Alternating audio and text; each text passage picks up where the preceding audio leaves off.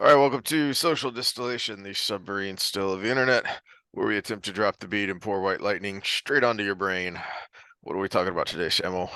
Well, after our unofficial sponsor of Oikos 000, please send us free stuff because you're delicious. Had to get some protein in me because I killed myself on Monday with a deadlift workout.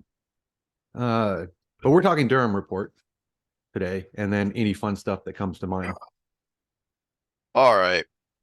Well, I'm gonna try and keep it short and sweet. I do have some more highlighted portions to go over. Can I say one thing related so I don't forget by the end? Yeah. We talked about the FBI whistleblowers last time we did Mhm. Durham report. And one thing I forgot to mention, which was really important, is one of the things they blew the whistle on is when you hear things like domestic terrorism has increased by 400% and everything, it actually hasn't. They reclassified it. What they do now is each individual in the group is a separate case instead of arresting a whole group or doing something to the whole group. So what they do is after an act of something was done, like Jan 6 is a great example. That's why they let them go home, because now they can have a separate case for everybody in every place they went. So they can, it basically pumps those numbers up because they have quotas now. They have to do so many things with domestic violence. They have quotas on how many times they have to use certain equipment that they're getting from the military industrial conflicts. So they have all of these different quotas, and they're bumping those numbers up because say Jan 6, however many people were arrested, right? Uh, that's 60 cases instead of one.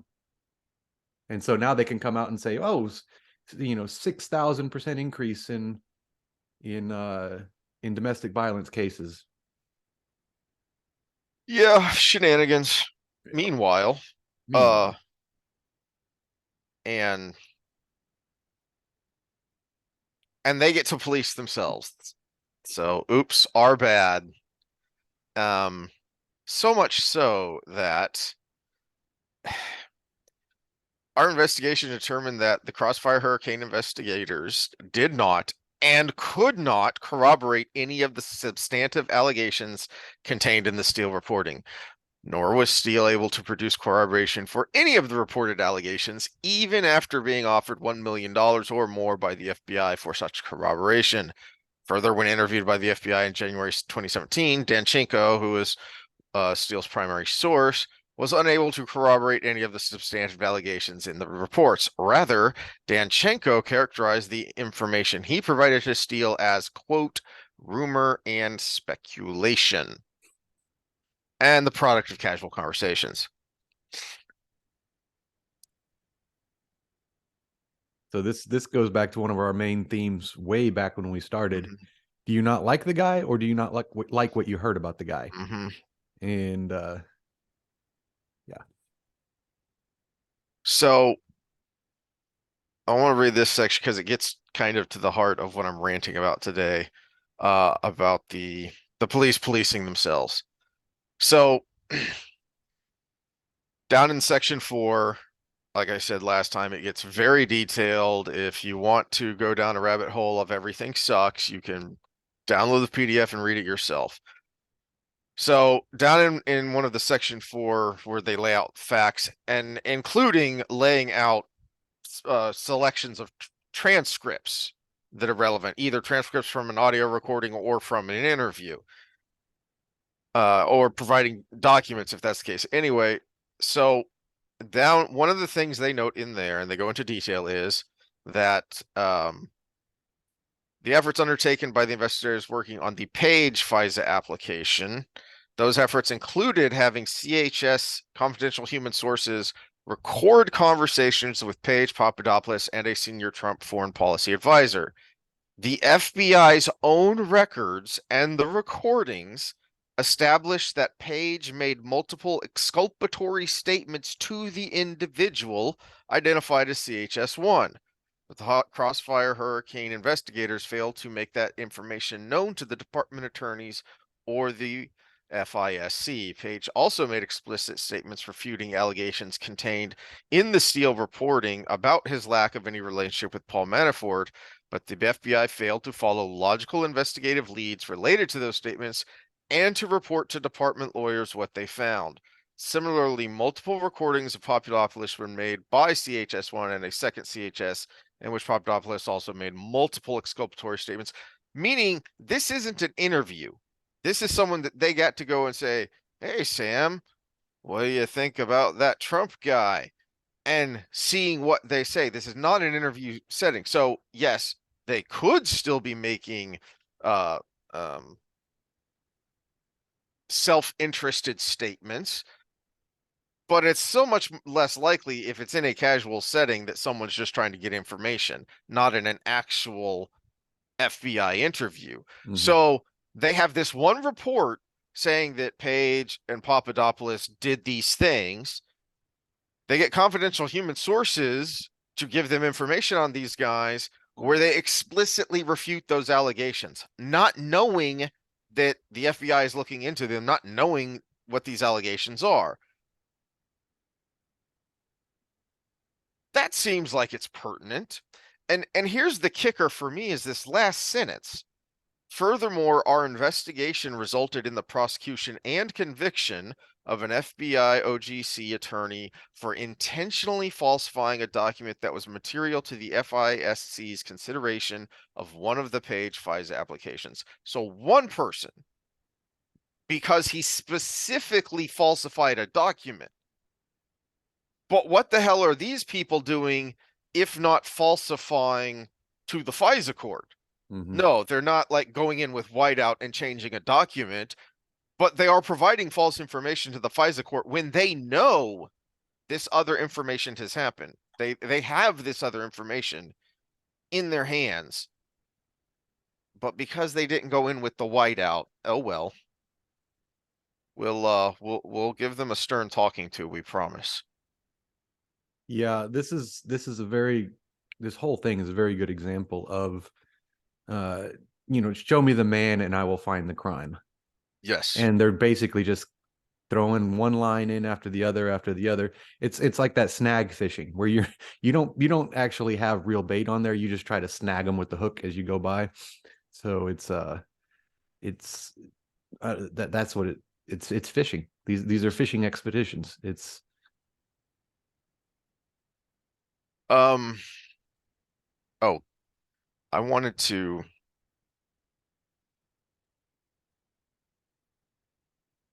whoops, that's the wrong button. Haha. All right, so this one here.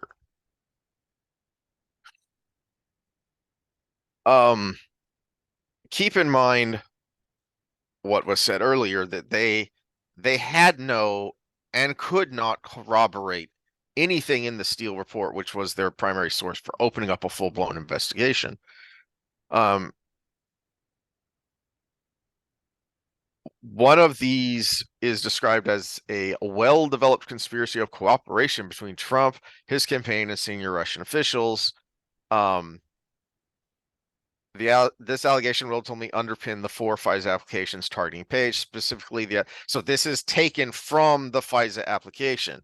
Speaking in confidence to a compatriot in late July 2016, source E, an ethnic Russian, close associate of Republican U.S. presidential candidate Donald Trump, admitted that there was a well-developed conspiracy of cooperation between them and the Russian leadership. This was managed on the Trump side by the Republican candidate's campaign manager, Paul Manafort, who was using foreign policy advisor Carter Page and others as intermediaries. The two sides had a mutual interest in defeating Democratic presidential candidate Hillary Clinton, whom President Putin apparently both hated and feared. Could not corroborate anything.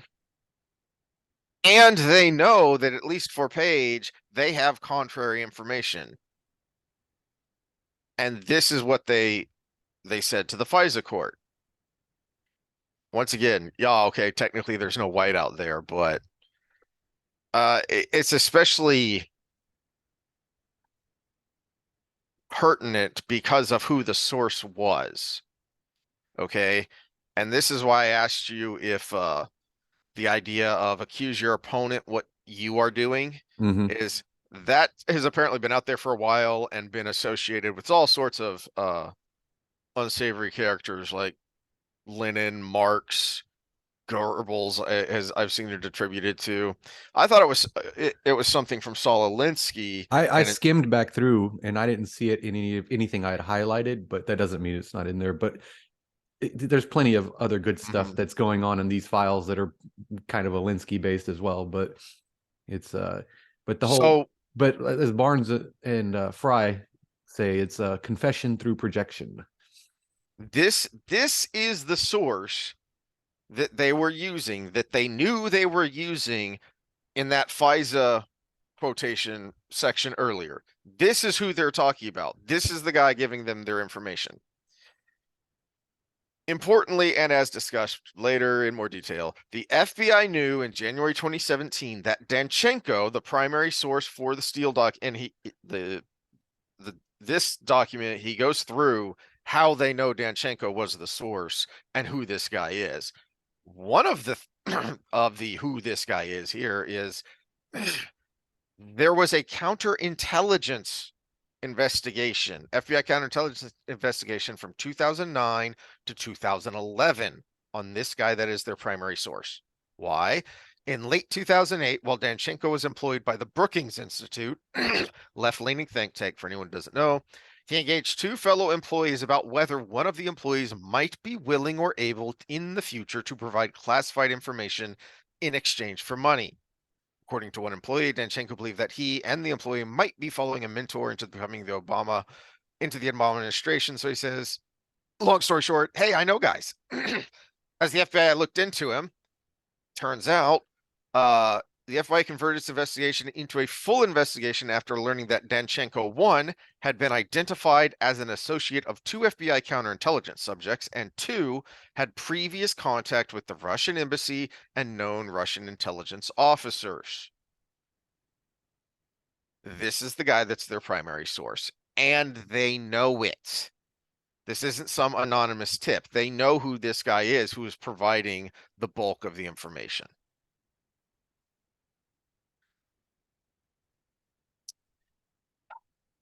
And after all that, oh, and don't wait, it gets worse. Is all right, so after all that, now we skip down to the conclusion of the conclusion, which is just a giant steaming pile of horse crap. This report does not recommend any wholesale changes in the guidelines and policies that the department and the FBI now have in place to ensure proper conduct and accountability in how counterintelligence activities are carried out.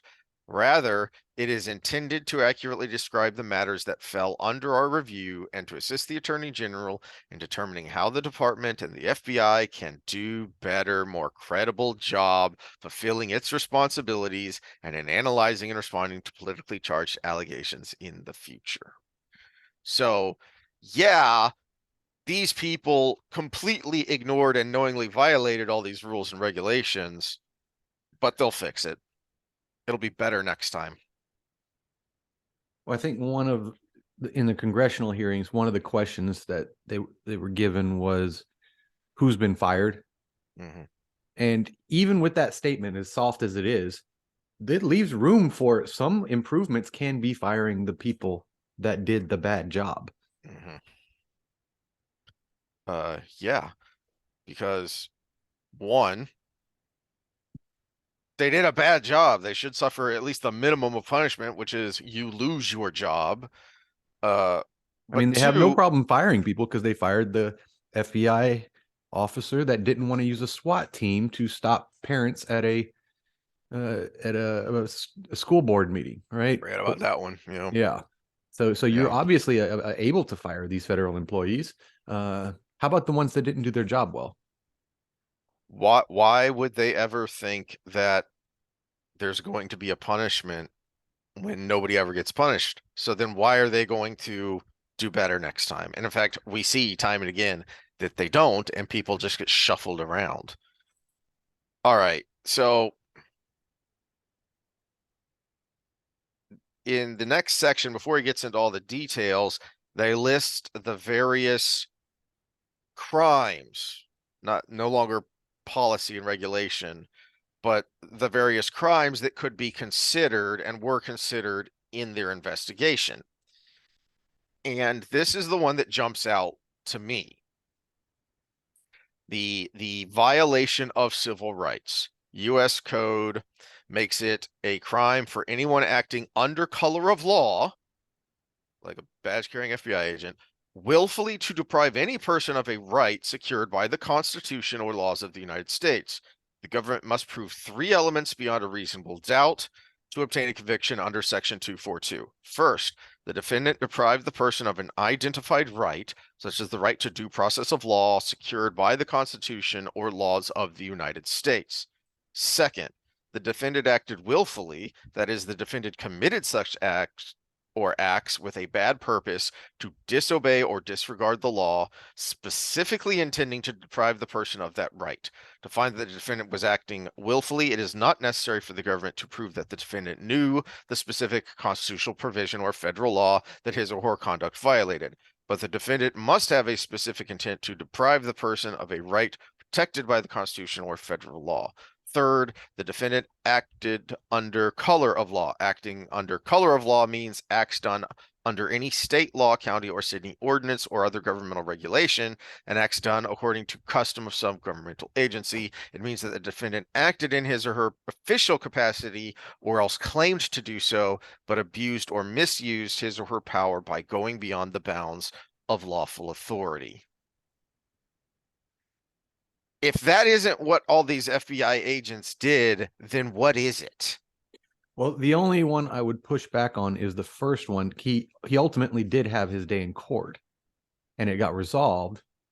It was the clusterfuck around it that made everything go Yes. wrong. He did have his due process. It just they made it such a big deal, and the media turned it around that he was guilty of the charges. The FBI didn't say he was guilty of the charges. They just did all the shenanigans that the media just picked up and ran with. And then they drew out the process, but he still got it. So by the letter of those rules, there was no crime committed because he wasn't denied that. It was just made difficult and in a way that made him look bad in certain people's eyes. It was a reputational crime, not an actual by the numbers, by the letter of the law crime. Which again, I've said this before. We need to start treating reputational crime like other crimes. Which was one of the points I wanted to make was that this is the, oh, well, yeah, we did it, but technically we didn't do it, that you're talking about is the process is the punishment, especially from a federal level, because they can bring so many resources to bear and drag it out for so long. The process is the punishment. And this is where we do have a mechanism in the US for this civil court. Because, I mean, it's almost impossible to sue the government, but you could take action through civil court that could cripple the agency. And then if you cripple the agency, then they're going to have to take some steps to make sure it doesn't happen again. So there is a mechanism, but I do wish the letter of the law did protect against reputational crime. Which was also going to say slander and libel, but there are ways to do it outside of slander and libel. Well, and the difference here is that somebody can slander and libel you. It's still just their word versus yours. The reason this falls under violation of civil rights is because it is somebody wielding the authority of the federal government to say you did this.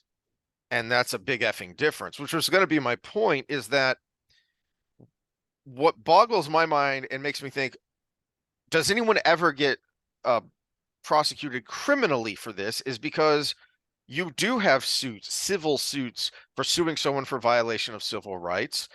And that's what's happening with, I know Papadopoulos has a suit, but. Well, Carter Page won his. Or was it Page? Okay. I knew one of them had a suit. That's Barnes' claim to fame. He was one of Carter Page's. Yes, that's right. Lawyers. And this would be my question for, lawyer guy like that is, I don't get it. How can you win a civil suit for violation of civil rights? And if that actor was an authority of the government, how did they not criminally violate your civil rights? Because to me, it's not due process when you have exculpatory evidence, you know it, you're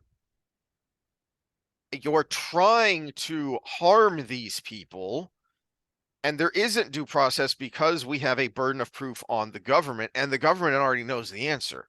Mm-hmm. The Well, I mean, these are some lies by omission, and that Mhm. still qualifies for perjury. It- These are actual legal documents that were yes, used to put forward in a case. And if they had the information that would make their information incorrect and held it back, that is considered perjury. yeah, I don't understand how only getting the whiteout um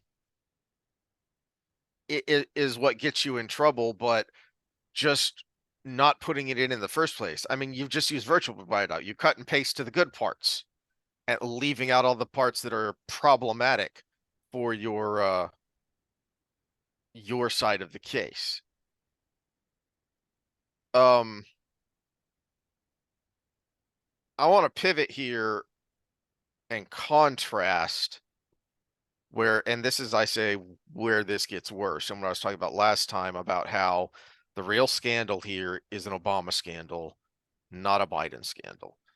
Um, and not just an FBI scandal, because that was the origin of all of this was under the Obama Department of Justice. And part of that, and we're way down here into the detail stuff. Part of that is knowing that there was an investigative referral of a possible Clinton campaign plan.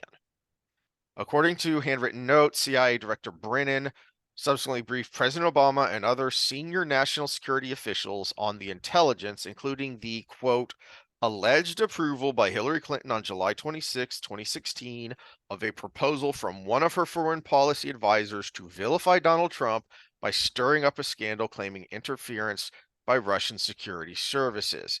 And he goes through where all this came from, and also that it was known, it was said that to, as it says here, distracting the public from her use of a private email server.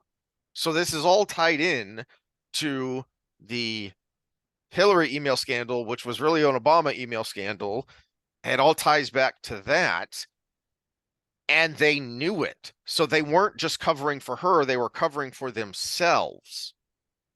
And he goes through in some detail here of how all this came to be, how he knows that this is all true, and none of these facts are in dispute.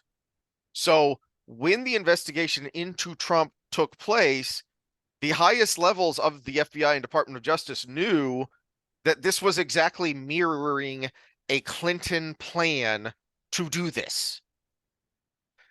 And that was not seen as relevant to the applications to the FISA court and to opening a full-blown investigation. I wonder how much of this is something else we've complained about, the bureaucratic nightmare that is our Mm-hmm. agencies now. Like you said, they should have known because it was already there. But if it went up a different pipeline and Well, people just punching a keyboard and collecting their paycheck. there was a White House briefing on August 3rd, 2016, in which they received a briefing on this Clinton plan. Director Brennan met with the president, vice president, other senior administration officials, including but not limited to the attorney general and the FBI director. And the Trump investigation, Crossfire Hurricane, was sensitive enough. It went all the way up the chain. The directors knew this was happening.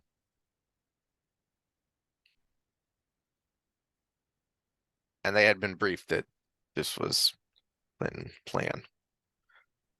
But we don't need to But send anyone to jail. they didn't want to commit suicide. Well, there is that. That is definitely a concern. Um,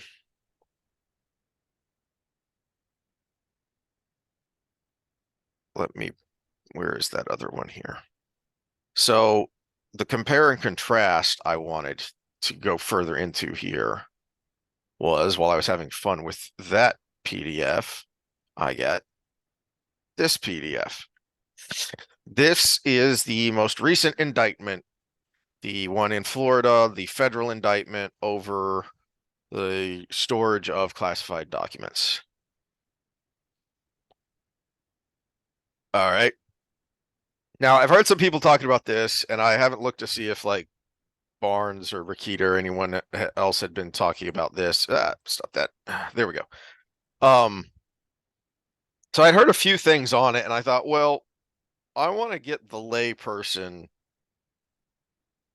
uh analysis of this because this should matter to the lay person that after all that I just laid out of the shenanigans and bad faith that was happening in the Department of Justice and the FBI in investigating Trump and his ties to Russia.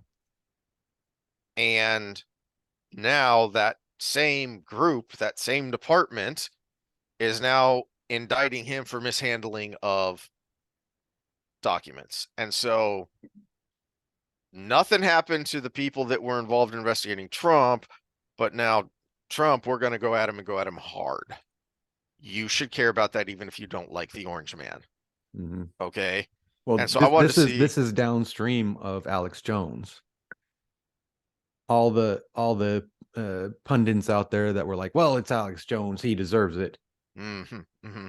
Yeah, that just opened the door for all of this. Okay. So right off the bat, I start seeing things that make me go, For instance, so we're not even to the and remember, this is the best the prosecution case is ever going to look because no one's arguing against them. This is their best information. And this is what they're going with. We're not to the actual charges yet. This is them just laying out their case in all these points, which involves the unauthorized disclosure of these classified documents. How and why were they unauthorized?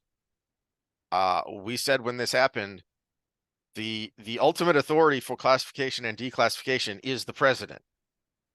So was it unauthorized? Are you forgetting that Trump was president?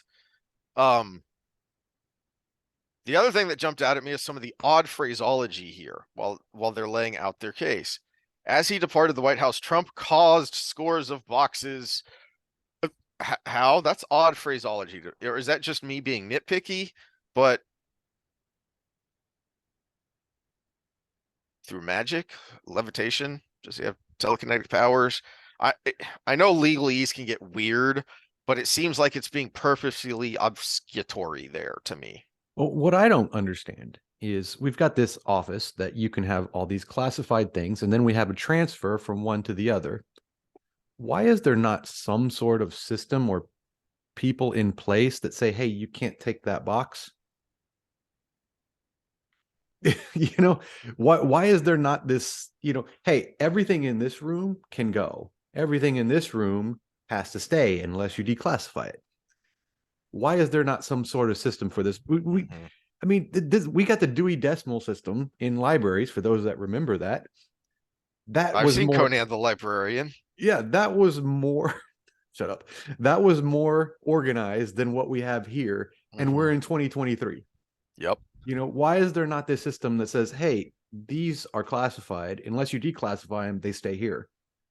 There has to be some sort of oversight of this transfer because it's a complicated process and you need to Yep. get it right. Yep. And Which makes me which think there is, but they're like, yeah, go ahead and take those, man. We might see you again later. so they stay on the classified documents, and the reason this is important is because of what he's actually charged with. They go on and on and on about how he was not authorized to possess these. Nowhere giving a legal definition or statement of legal fact of how that is so. Because that is not a legal statement, that it is administrative and a political statement. because as we talked about previously, it's and your rant goes months back whenever the raid on Mar-a-Lago happened, and one of the things that even experts who were left leaning were saying is this is actually really fuzzy because the courts never really ruled on it, and because he has declassification authority, it has been assumed or ruled in the past that by the act of taking them, the president has declassified them as he's leaving office. This and this guy is a U.S. attorney, so he would know that crap.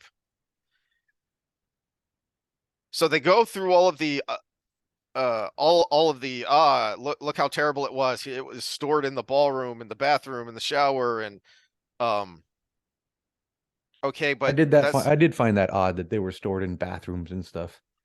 it's not, yeah, and it's not actually that weird when you go and you look at what was happening. Okay. But then they get to this. On two occasions in 2021, Trump showed classified documents to others. Oh, well, wait, that's different. Um, that's different, but then again, not if he had declassified them. Um, Which but in turn, also, which just taking them was possibly, yeah. yeah. So why are you going on and on about he had no authority to have these? Um, and this as well. The grand jury issued a subpoena requiring Trump to turn over all documents with classification markings. Trump endeavored to obstruct the FBI and the grand jury investigations. Wait a minute. We knew at the time of the raid on Mar-a-Lago, one of the first things to come out is that, and this was when this was even by admission of either the Attorney General or the FBI director, I don't remember which one, had a briefing on it a few days later because they realized how bad the optics were, and they said that his team had been working with the records department for months. That's one of the things that stunk so much about the initial raid was, well, wait a minute. It's not like this was some emergency. You knew the documents were there, and he was telling you they were there because his team was saying, no, these are presidential documents, and so we're going to keep them. It was an administrative argument going back and forth. And to the extent that either they or the FBI sent people out to look at where the documents were being stored and make suggestions to the Secret Service of, we would like you to add these locks to secure this room further, not that it wasn't secure. And this is where everything starts to get fuzzy as you go through this. The other thing that jumps out at me is that this poor defendant Nata is getting thrown in there after, I mean, just being a glorified secretary, not to denigrate who the guy is or where he came from, but to me, that also jumped out of, well, wait a minute, why him when he has a staff? He has to have a staff. There's people all over the place. Why just him? And it smells to me like either they're trying to squish this little guy to get him to flip and testify against Trump, or, well, if we call it a conspiracy, then it sounds worse and we can charge him with more things than just those documents, which are a fuzzy administrative issue anyway. Oh, I before that, I should note that, yeah, this is even in their own document, they admit months of demands by the National Archives and Records Administration. Well, wait a minute. Which is it? Was he obstructing or was he going through a process of months? So this wasn't an emergency. You knew those documents were there. And go back to that. You can read this sentence two ways. Only supplied 15 boxes, which contained 197 documents. Or you can say, well, he actually did supply these, and there's a lot to go through here. I mean, the same statement can be true in two different directions. They phrased it one way, but well, same thing here is they phrase this as, so this is another thing of uh the they keep making the case that these documents were improperly stored, which was one of the problems with what Hillary Clinton's email was doing. These were improperly stored. Um, but again, it's not what they're charging him with. They're charging him with purposefully and knowingly showing classified information to someone who was not authorized to view that classified information. So why are they making such a big deal about this? And they're also kind of throwing the Secret Service under the bus while saying, yep, don't ignore the fact that he has Secret Service protection, because the United States Secret Service protections provides protection service to Trump and his family, including the Mar-a-Lago Club, but it was not responsible for the protection of Trump's boxes or their content. Trump did not inform the Secret Service that he was storing boxes containing classified. Well, wait a minute. We know from the stories from the beginning that the Secret Service would have had to have known, because they liaised with people that said, well, we want you to add additional protection to these documents. To me, this is not only, I was expecting it to be thin, but now I'm going, are y'all guys lying again? Just like we went over with the FISA stuff. Are you lying by omission again? Because, or even worse, since nothing happened with the lies of omission, well, let's just make flat out lies here. I don't know how you can say that when we have all these stories, even from official department sources, that the Secret Service was working with either the FBI or the National Records to make sure that there was added security. Oh, and then there's this. So remember, the other obvious thing going on here that is just gaslighting out in public unapologetically, and this is why they're making such a deal about him showing the information, because then they get to ignore the fact that Biden did it, but worse. Because again, he's not being charged with having the documents or with storing the documents improperly, even though they keep going on and on. It was, he wasn't supposed to show those to people. And in this, they mention that the most secretive information, talked about this when the raid first happens, or when the Biden stuff first came out about boxes of information in his garage. Sensitive compartmental information. This is the super spy secret briefcase with handcuffed to your arm thing, because that information is so secret you can't take it out of the room. There are only specially secured rooms that this kind of information can exist in, unless you're having to brief the president, in which case the Secret Service are the ones who set up a mobile skiff so this information can be viewed. So they know all about this stuff. And again, you're bringing this up, but not actually using it, and ignoring what was going on with Biden. You should absolutely care about this crap. Here we go. Okay, so the thing about the boxes, they include pictures of this. This is why they were stored in weird places. Oh, before we get to that, they include Trump's public statements. They include campaign statements in, well, Trump said this stuff. What the hell relevancy does that have to do with anything? Especially before he was even in office. Yeah. All right, so this is just some of the boxes I believed, and they kept having to be moved. And this is part of the conspiracy, is they were moving them. But in the text messages that they have in the document here, there wasn't a conspiracy to keep these documents away from the FBI. They had to move them because people were going to be in that room and these boxes couldn't be in there. And so it was a, well, can we move it here? No, that room's being used for this. Well, crud, you know what? No one's using what was basically a guest house right now. Go stick it in the bathroom in there, because it's a big honking bathroom. And there's a picture of it. They were there to get them out of the way of people who shouldn't be in there, or because the room was being used for a function. Sounds like to some degree, but there's also the other reason this picture is important is because there's a major sleight of hand here that they even admit in this document, but then they're showing you the pictures of, oh, look how unsafe this is. We don't we don't know if any of the classified documents in question are in those boxes.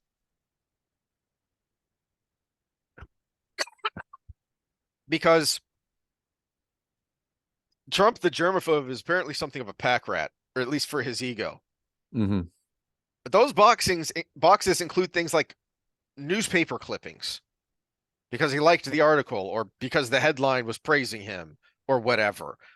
Personal letters, other memorabilia and mementos.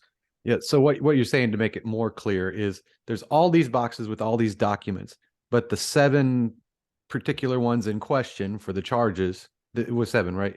I believe so, yeah. Yeah, the 7 for the charges could have been in a lockbox somewhere Mm-hmm. on the same property, and they're showing all these pictures to give the illusion that it was in these boxes without Yep. giving the actual Yeah, location of where it was. Now, and in that being said, it could be, but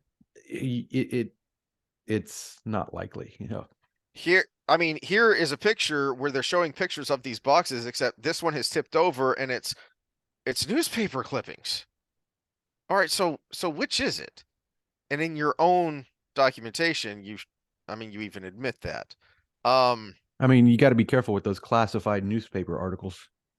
you know, so this is where it gets to where it sounds bad. So this is one of the specific things here. So during a meeting, Trump commented that an ongoing military operation in Country B was not going well.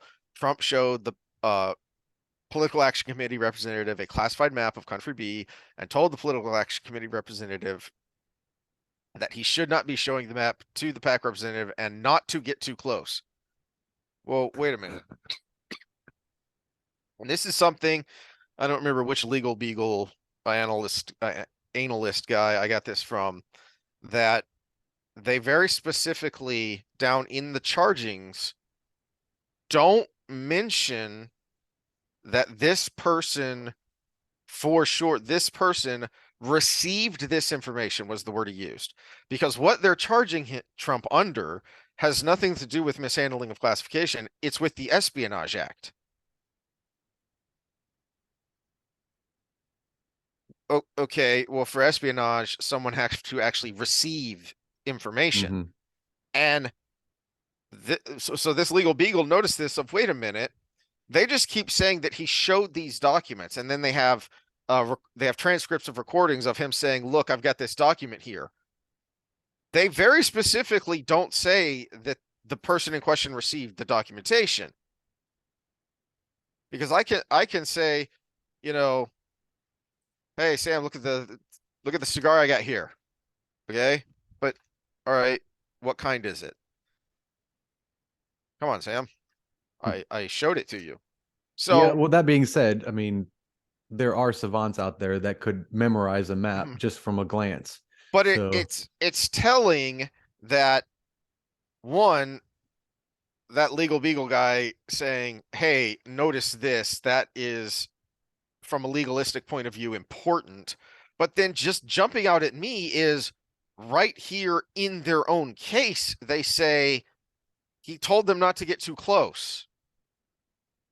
So is what he's doing uh a problem? Yeah. And this is so this is where I will brag about being which is funny because as we're coming up to election season and primary season, this is his great downfall. You talk about his narcissism, keeping clippings and things. He was showing off. yep. He was showing off, and even if he didn't break any law, this should tell you he's probably not the person we want back in that office.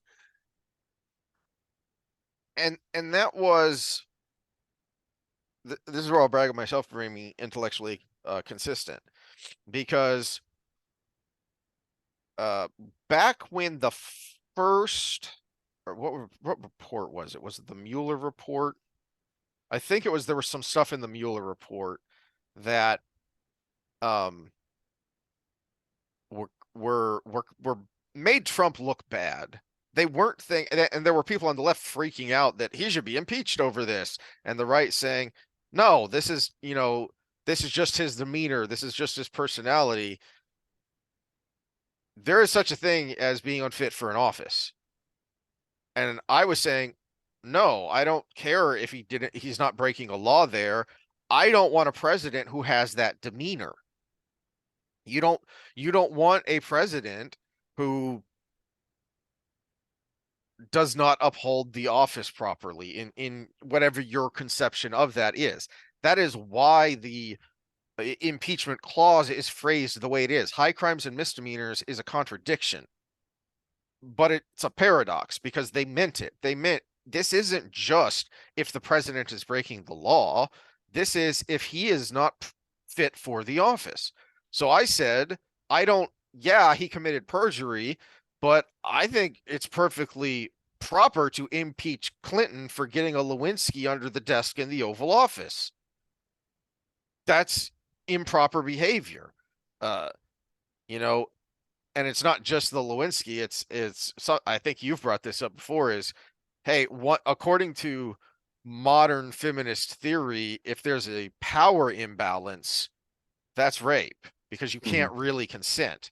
He's the president of the United States and she's an unpaid intern. Well, only if you explicitly use it.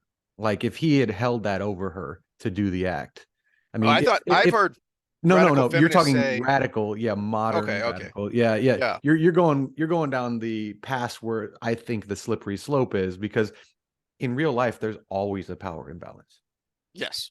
I mean, I'm bigger and stronger, but Nicole makes more money. But I may have a higher degree than some girl that I talk to, or there's always a power imbalance in real life. So it's when you explicitly use it. So I'm bigger and stronger, and if I held her down and made her do it, that's rape. But if she did it consensually, it doesn't matter that I'm bigger and stronger. My point is that by the left, more radical left's own logic, that was rape. By any rational person's logic, it's just plain sleazy. Yeah. And for me, just plain sleazy is perfectly acceptable reason to impeach somebody. I thought George W. Bush should have been impeached, not for all of the Iraq, Afghanistan crap, which, whether you disagree with it or not, is within his power as the commander in chief, but because when he signed the McCain-Feingold campaign finance law, this wasn't a big deal at the time, except to nerds like me, but he said there are provisions in here I believe are unconstitutional, but I will leave it to the courts to pull those parts out because the rest of the bill needs to be done. Paraphrasing. That was basically what he said. Well, hold on a second. You just took an oath to uphold and defend the Constitution, and you are saying out loud, I'm going to violate the Constitution. I'm going to violate my oath. That's an impeachable offense. In the same way that having a clearly dementia-addled Nimrod as president is an impeachable offense. Well, no, that's the 24th Amendment. It's just, that doesn't even require impeachment. Yeah. And which if you bring character flaw into the 24th and not just health, then you solve the whole problem. You don't need to impeach it, because impeachment should be a legal proceeding. But if you bring, no, but it should be a political proceeding because it's a political, there's such a political element to it. You are removing a publicly elected. No, but I'm saying a legal proceeding. You can separate impeachment from removing somebody that's unfit. Oh, by expanding the 24th to include character flaws like that.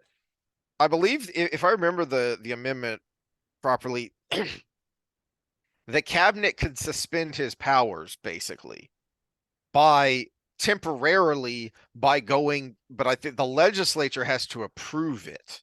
So I think it gives like a time of evaluation of the legislature needs to evaluate this and see if he is actually mentally fit for office, physically fit for office. Well, and just you think of everything on the spectrum, as we talk about, every mental trait can be a disability once it reaches a certain point of the spectrum. And if Trump's narcissism reaches a point of the spectrum that he's showing classified documents to people just to show off. Well, you've hit a point of the spectrum. You need mental health, and you're no longer fit for office, right? If Clinton can't keep his dangling in his under the zipper for long enough to be respectable in a public domain, then the sexual addiction is probably taken a certain point. Now, I'm not as with you on that. I think the stink from Lewinsky was way bigger than it had to be. It was Paula Jones that worries me, but it's the getting caught that was the problem there. It was the public getting caught that was the problem. It's what two consensual adults do. I don't care, but it was the fact that you did it so publicly that it became a thing and a distraction to the country. That was the problem. Which is, you have to understand where you're at too. You're the president of the United States. Yeah, that kind of thing is hard to resist, but you have to find some ability to keep that in check, at least enough that it doesn't become public.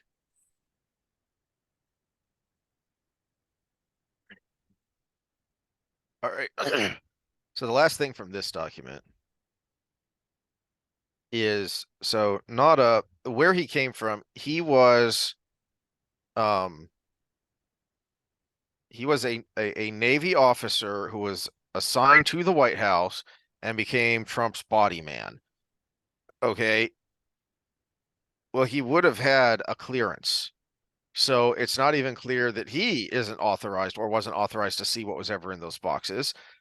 But this is a textbook example of how the process is the punishment. And it's not just to ruin your life, it is to trap you in legal entrapment.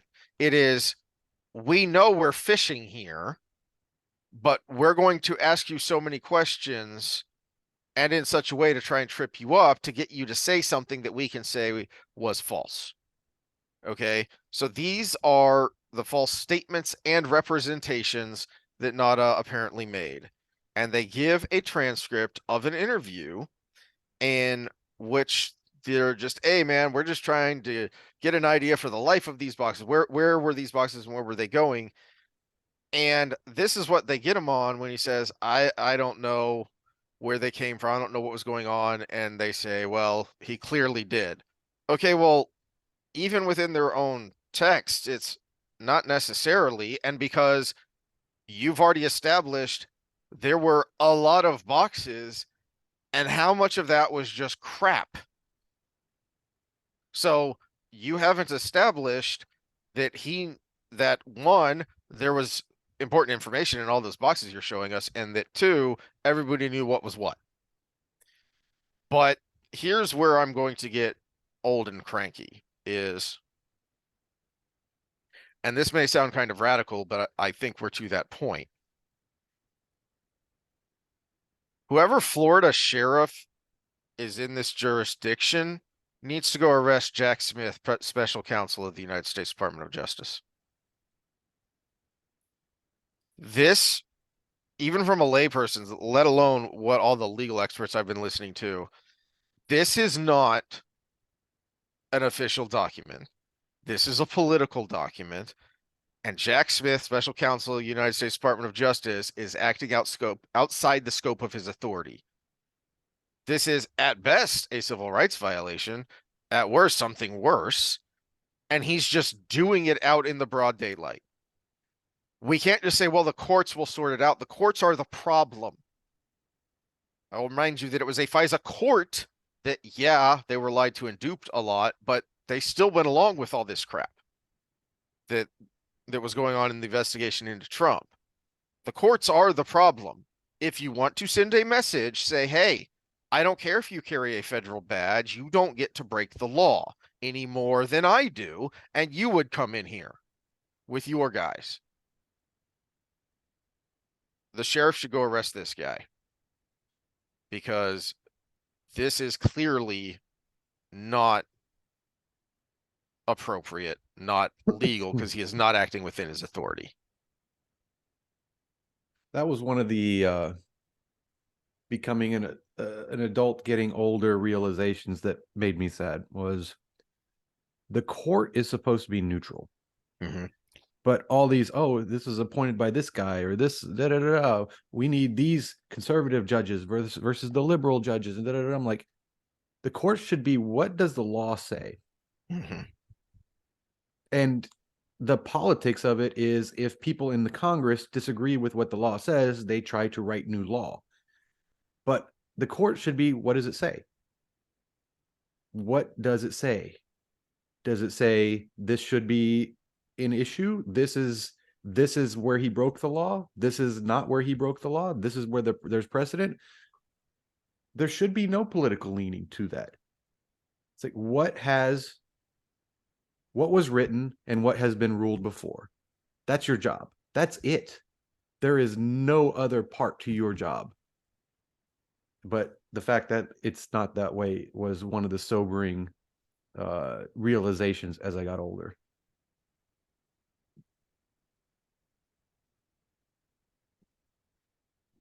And with the process being the punishment, you can't just let the process keep going on and on and on while you wait for the courts to figure it out. Oh, he'll get his day of court. Oh, the court will sort it out. Oh, look, like I said about Page is okay, yeah, he wins his suit, his civil suit, but you don't get those years back. You don't get that reputation back. Mm-hmm. And that's where the civil damages should come in. But what about the punishment to those individuals? Because this is my rant about these kinds of civil suits. And okay, so the police department abused you, so I'm going to sue the taxpayers. Now, to an extent, we are responsible because we should make sure our elected representatives are, our employees and doing their damn job. But those individuals, what punishment do they get?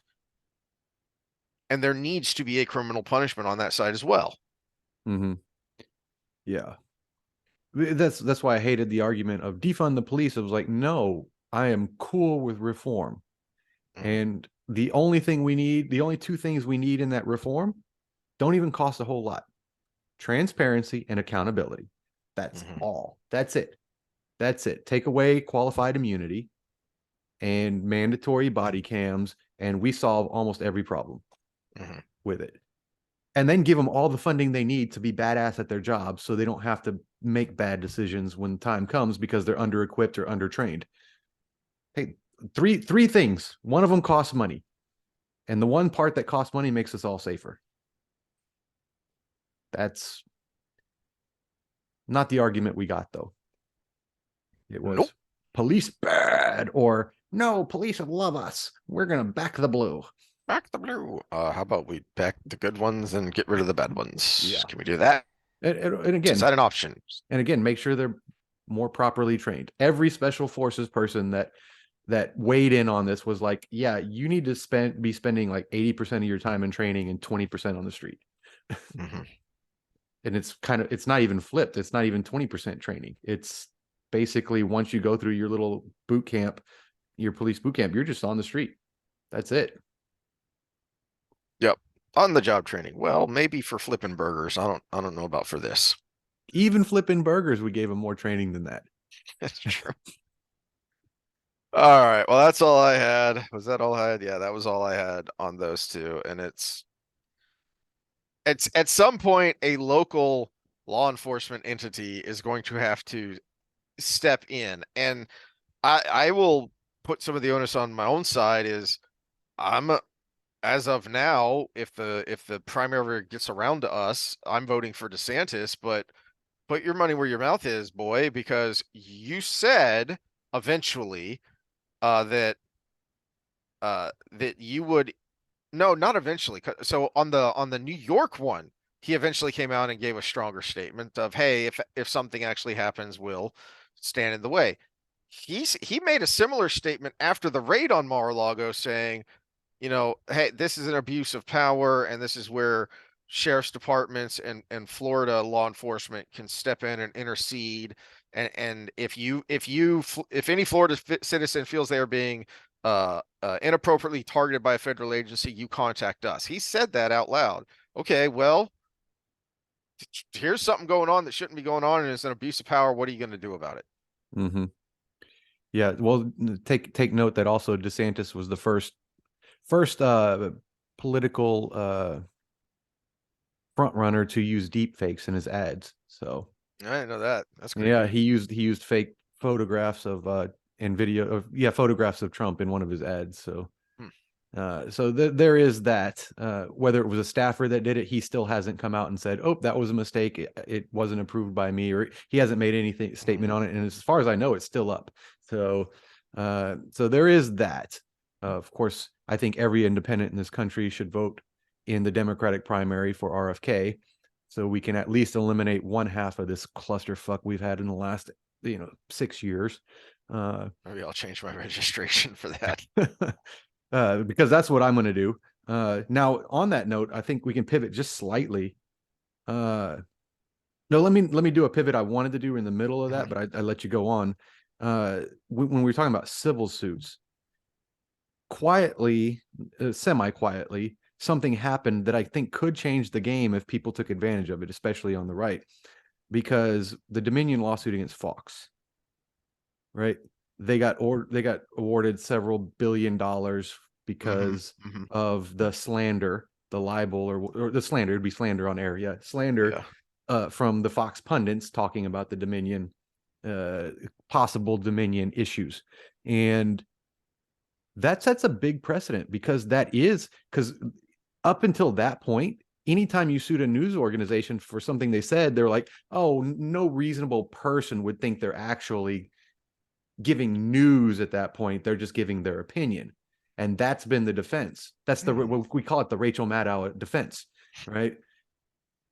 That just set the precedent because it was people like Tucker Carlson, who is an opinion show Yeah. on Fox, that was saying those things. And so now he's the front runner in so many things. So I wish he would be the one to do it. But Joe Rogan should go after CNN for the horse paste slander because they did, and knowingly so. Good They point. deep faked his video when he was talking about being the video he made where he was like, I'm on monoclonal antibodies, I'm on this and da da da da. I'm doing well. I'm on day 3 of COVID and I'm recovering just fine. They doctored that video to make him look sicker. I didn't know that. Yeah, they did it like a yellow tint to make him, and then aged his face and did all kinds of stuff to make him look more sick. He showed on he was talking about it with somebody, a side by side of his actual video and then what CNN showed, and they made him look more sick. They did the whole horse paste thing. Starts all these people that the media is lying about need to start suing them. Yeah. We've got precedent now. They can, every single lawyer can cite the Dominion case now. It's terrifying precedent, but it's precedent. The Dominion case is one of those things that annoys me It's because not of terrifying because the solution to it is they start telling the no, truth. no, no, no. Here's the that everyone's talking about the case when I'm in the back raising my hand going, why are we farming out our voting to a third party private enterprise that is based offshore? Why aren't we asking that question? And it's, oh, Fox News get sued and lost, and they didn't lose. They paid out, but they basically lost because they didn't even negotiate. They just gave them everything they were asking for. Even political candidates, RFK needs to go after these. He's a lawyer. Go Mm, after these news organizations that keep calling him anti-vaxxer, and that's all they'll yeah. talk about. He gets a lot of press right now because they all just say, "Oh, the anti-vaxxer." But if you actually listen to him, you know where he actually stands. It's environmental. He is against environmental toxins affecting our health. And it's not the vaccine itself that he has a problem with. It's the mercury in it or the aluminum in it. And it's the exposure to these things unnecessarily that we could do without. And he's not anti-vaxxer. He says we should do it better or just less exposures. It's not that we have, you know, polio and measles and mumps. It's that we have polio, measles, and mumps, and 72 other things on there now that all have these same chemicals. And it's a matter of exposures. You get a little bit of exposure to it if you've got 4 on the schedule or 10 on the schedule. Well, now you've got like 80. 80 shots on the schedule which with these mediaries in it, these heavy metals that. which is a much more cogent and rational argument, whether you believe it or not, than, just set, basically putting Jenny McCarthy's head on his body, Mhm. which is what they're doing. Yeah, and then add to that, he says it's some multivariant approach because it's everywhere. It's those, but it's also pesticides. It's Roundup. It's that was the one, the gay frogs is Roundup that does that. Okay. Yeah, because he gave the whole story on Rogan. So it's anybody who's Oh, serious about wow. this upcoming election. 3 hours of RFK with Rogan letting them talk.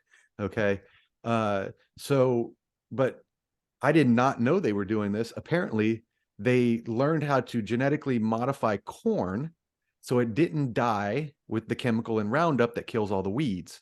Hmm. So instead of having people going in and spraying the weeds between the Yep. corn, They did it with cotton they too. yeah, they crop dust it now. They did it with And cotton, but you don't eat cotton. you don't eat cotton. But yeah, who knows if the skin exposure has anything to do with it? But still, ingesting is always going to be worse, right? But then they figured out not only they could have the corn dusted with this stuff and it kill all the weeds, but then they figured out if wheat it gets too wet near its harvesting time, it ruins all the wheat. So they figured out they can dust it with Roundup when it becomes mature and it dies and dries out, and they can harvest it real quick. That I did not know. So not only is all our corn full of Roundup, but and again, the chemical is escaping me. Starts with an A. But not only is all our corn filled it, but all our wheat is as well. So basically, the two main sources of processed carbohydrate Oh dear. are full of this chemical that makes frogs gay. Not only makes frogs gay, but actually turns some males to females that were actually producing eggs that were viable. This Wow. is this is That's weird. yeah. Now humans can't do that.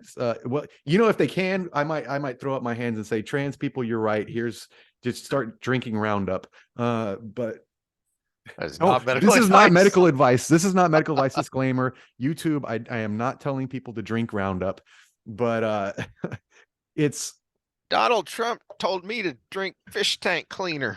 again, it's about exposures. The exposure, if I spray a couple shots in my yard to kill the weeds on my sidewalk, is different than it's being dusted on every corn and wheat product in the country and then processed and then put into our bodies.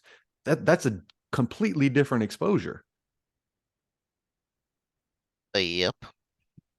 Now, what I do like in this process, Jordan Peterson, love him or hate him, but he does have a very large platform and he is having all these people on. He had RFK on, which you have to go to Twitter to watch it now because YouTube pulled it down. Oh, imagine that. But he also had Vivek on, and he just had Mike Pence on. And I listened to the whole Pence interview, and it was pretty much what I thought it would be. But he's too much of a war hawk for me. Sorry, can't go that direction. Uh, but yeah, he's having all these people on, and I hope he gets DeSantis on at some point. What's the other gal that's running against Biden? Nikki That's Haley. yeah, no, against Oh, Biden. against Biden. Oh, that one. Ugh, I don't remember. Williamson, Carrie Ann Williamson. Does that sound right? Uh, Something like that. But she's way too left for me. She's a critical theorist. But yeah, I hope he has her on so she can talk. I hope he has Dave Smith on, the possible libertarian candidate. I hope he has whatever Green Party candidates on. I hope he has as many of these candidates on as he can. I hope he has Trump on because it's great to listen to these people talk without someone talking over them, mhm. but also the same interviewer. The That same interviewer with all of them. Also, he he purposely doesn't get credit in like the mainstream punditry because they don't like how effective he is. He asks pointed questions. They like Mhm. to caricature Rogan as the stoner dude, bro, man. No, I'm He talking has about pointed Jordan Peterson. questions. Oh, Jordan I thought you were Peterson. talking about the Rogan one. No, Rogan had RFK on, but he hasn't had all those other people. Oh, I thought he'd had other people In on. fact, this tells you who he endorses because he refuses to have candidates on usually because he doesn't want to make a political show. Oh, I remember the thing about Rogan I was thinking of. That there was That's why I there said was Jordan Peterson, love him or hate him. yeah, there was a Yeah. COVID link there from someone who had been on Rogan previously and now won't come back on. Uh Hotez. Yes. Yeah, that was he offered, he put his money where his mouth is. He put up $100,000 to Yes. And then into other people charity. started jumping in Yeah, until it was up Tim to like Pool 2 put in million. another 100,000. Yeah, so it's still going up. But Hotez is, you know what his excuse is? You He's don't a argue with cranks. no. His words were, or Oh, his he's just gonna slick lawyer talk me. oh no. See, here's what I heard him say on I think this was on CNN, is that you don't debate cranks. There's a place for debate, but there's no point in, say, a historian arguing with a Holocaust denier because RFK is anti-vax crazy person. Um, but the other thing he said, and I'm curious your response, if you'll think of the thing that I did, is science isn't up for, we don't debate in science. We we have data and we present our findings. You don't debate in science. It's all about debate. Have you ever defended a dissertation? Okay, so I was wondering where you, the first thing I thought of was, well, what the hell is the peer review process if it's not a debate? It is a mini, yeah, it should be a mini debate. Yeah. And it is to an extent because it's okay, well, I like this, but I have a problem with this. I think you need to address this, Yeah, and or if back and it's yeah, forth. if it's done like it's supposed to. Okay, you showed these findings and they seem a little bit far-fetched for me. Let me see the data tables behind that. You Hmm. know, that kind of stuff. That's a debate. That is a little mini debate. It's a boring debate, Hmm. but it is a debate.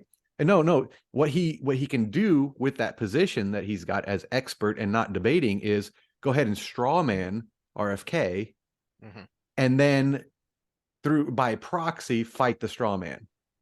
But if he's there with him with a mediator, again, you listen to all three hours, he never says anything about just being about vaccines themselves just being bad. It's all these little things that are adding up, and the fact that he's been working in environmental toxins for the last 40 years or so, and it's he's seen the trends, and he keeps seeing the same things happening over and over again, and this seems to be the number one thing in it. And his policy plan has nothing to do with banning anything like that. His the the good thing about the Rogan interview, he said, okay, so you're running for president. Tell me what you're going to do as president. I want to hear your platform. I don't care about all that other stuff we talked about. I want to hear what you're going to do as president. And he said the first thing he's going to do is sign an executive order to ban pharmaceutical commercials on national television. And then after that order, because he doesn't want to be a tyrant, he is going to start the process of whatever the regulatory agency of advertisement Hmm. goes through, so he can actually do it legislatively. So he's going to do the order to get it started, but then he's going to go through the whole try to go through the whole legislative process to get rid of pharmaceutical ads on TV.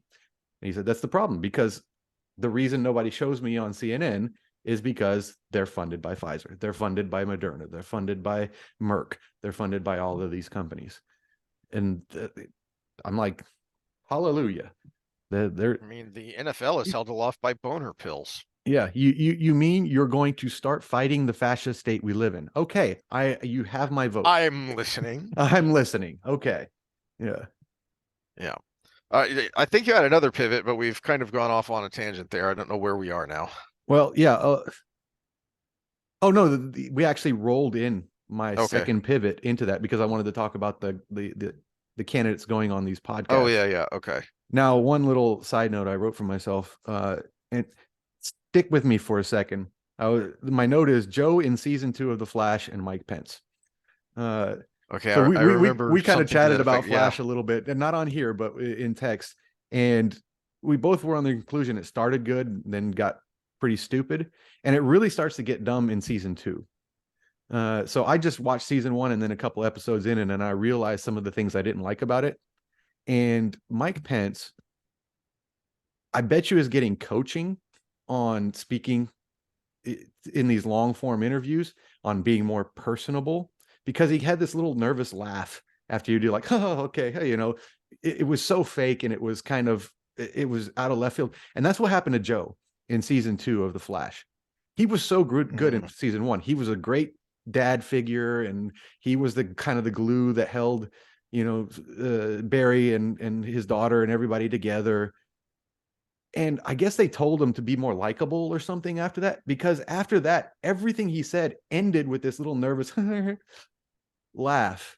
It was like a tick. And I was like, I bet you these coaches try to like tell these people to do this thing to be more likable. And I'm just like, it's not working. It just made him a whole different character. And I Mhm. saw that in Pence, and I was like, when he would get on a rant of what he wants to do or what he's proud of with the last administration or whatever, he was great.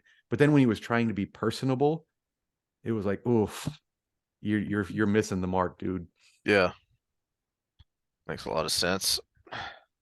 All right. Well, did we have anything else, or were we gonna keep it short and sweet? We'll keep it short and sweet this week. Okay.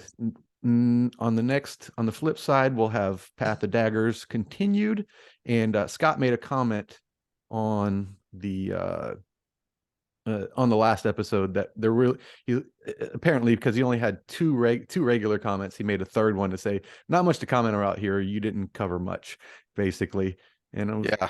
yeah, and it's part of it is it's hard to start the book sometimes because it is those prologues are all over the place Yep. and to get in a rhythm. But yeah, we'll try to cover a lot more ground on the next one. And part of it, I think there's a little bit of burnout too, Mhm. where this is the benefit of when books came out every year or 2 years, because you were so excited for the next one that you were just chomping at the bit for it. But when I did my reread a couple years ago, it was about this time that I started kind of checking out mentally as I was reading as well. Yeah. Yeah. It's a lot of the same style. I mean, it's kind of like listening to a rhythm, and it Mhm. kind of becomes background noise. Yeah, and you do that with shows. I mean, I think one of the reasons I still enjoyed Lucifer so much was only like the first 3 seasons were out when I started binging it, and then 4, 5, and 6, I had to wait for the next season to come out. So, my wife and I both were watching it. We would wait for the next season and then watch it together. So it was that anticipation that helped, and you had that break in between. So we'll keep powering forward, but I think that's playing into it a little bit. Okay. I may All right. take a break and look at something else at some point if we need to. Well, we're gonna have the show coming up in a couple months. We can take a break Oh, from the books God. and rant about the show while the Oh, the show's pain. on. Yeah. Yeah. Which because it's completely different because it's not based on the source material. So we're not Well, gonna that's keep true. that rhythm going. That's In true. fact, it will renew our love for the source material to jump back into it. Yeah. Yeah. Oh, the pain. All right. Well, we'll see y'all then. All right, later.